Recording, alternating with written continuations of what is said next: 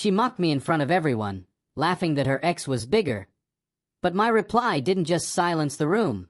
It exposed a truth so dark, so heart-shattering, that even she begged me to stop speaking. I never thought one sentence could break my world apart, yet there she was, leaning back in her chair at the dinner table, her laughter ringing across the room, the kind of laugh that wasn't just teasing. It was a blade against my pride, my heart, my very soul. The moment she said it, at least my ex was bigger.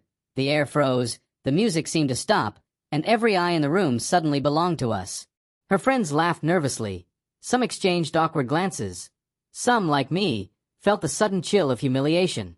But it wasn't just embarrassment that hit me. It was a violent, sinking feeling that something dark, something unspeakable, was about to surface. I forced a small, calm smile, though inside, every nerve screamed in anger and disbelief. She thought she had won.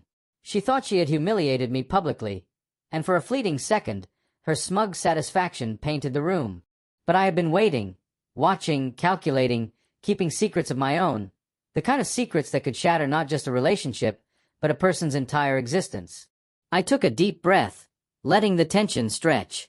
"You know," I said, slow, deliberate, my voice calm but carrying an edge sharp enough to cut through the chatter. "It's interesting how much you remember about your ex. Yet you've forgotten the one truth you've spent years hiding, the one thing even you couldn't face yourself." Her laughter faltered. Her lips twitched, but her eyes widened as if she suddenly realized the trap I had been setting in plain sight. The room's chatter vanished. A thick silence descended like a fog. "Don't," she whispered, but I ignored her.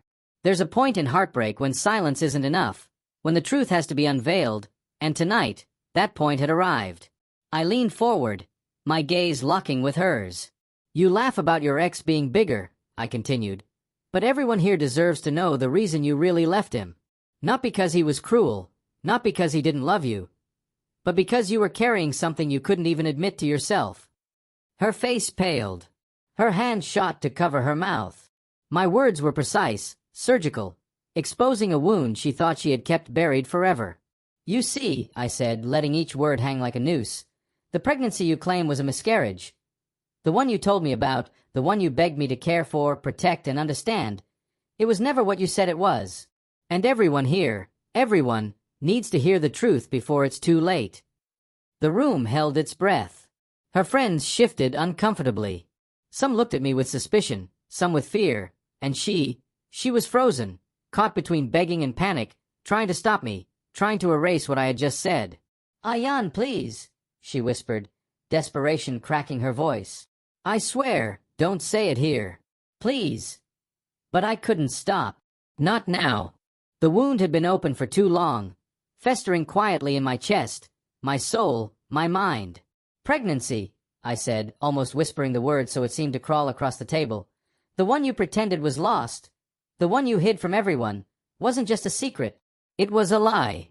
A lie you wrapped around yourself, and me, like a shield.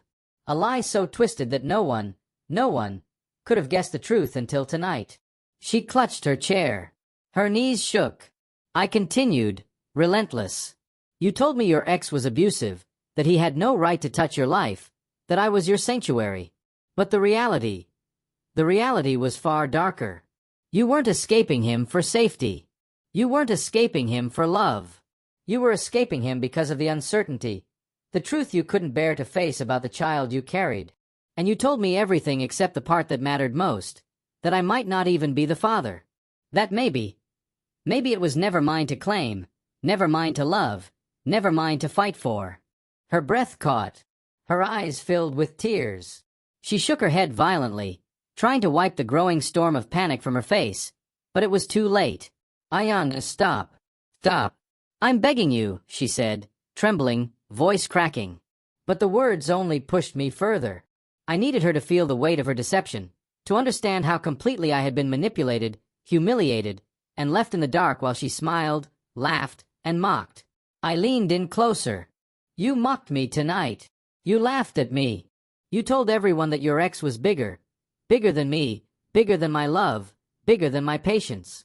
But the truth, the real truth, is far more shattering. It's darker. And it's finally coming to light. You carried a secret that wasn't just a lie to me, it was a lie to yourself. And tonight, the world will see it too.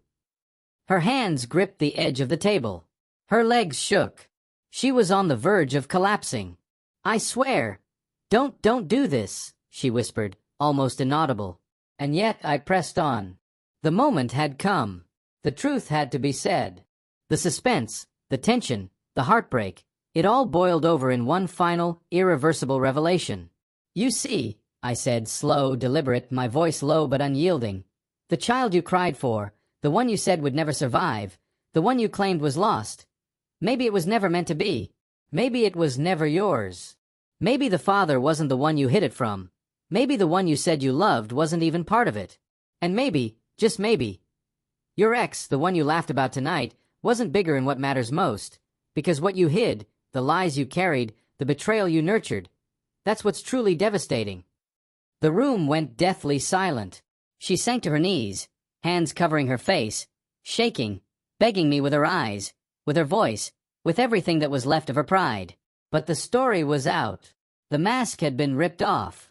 And all I could do was stand, feel the cold finality of truth, and know that nothing would ever be the same again. I straightened. I looked around the room, at all the faces, at all the shocked, horrified, and silent witnesses to the collapse of her world, and I said, softly, almost gently, yet with the iron finality of someone who had endured enough, "You mocked me tonight. You thought I'd crumble. You thought you'd have the last laugh. But the last laugh, the last truth, belongs to reality. And the reality is this: some secrets are too dark, some lies too deep, and some hearts, once shattered, never heal." She begged me one final time. "Ayan, please. I'll tell the truth myself." "Don't." But it was too late. My words had done what her lies had taken years to achieve in secrecy. They had destroyed her carefully constructed world in front of everyone. And for me, it was closure, bitter but necessary. I turned and left. I didn't look back. I didn't need to. Her sobs, the stunned silence, the shattered pride, it followed me out the door like a shadow. And in that silence, I finally felt it. Freedom, heartbreak, and the cold satisfaction that comes when truth is finally revealed, and lies are exposed for all to see. That night, she laughed at me. That night, she begged me. That night, the truth tore her world apart. And that night, I walked away, leaving everything broken, everything exposed, and everything behind.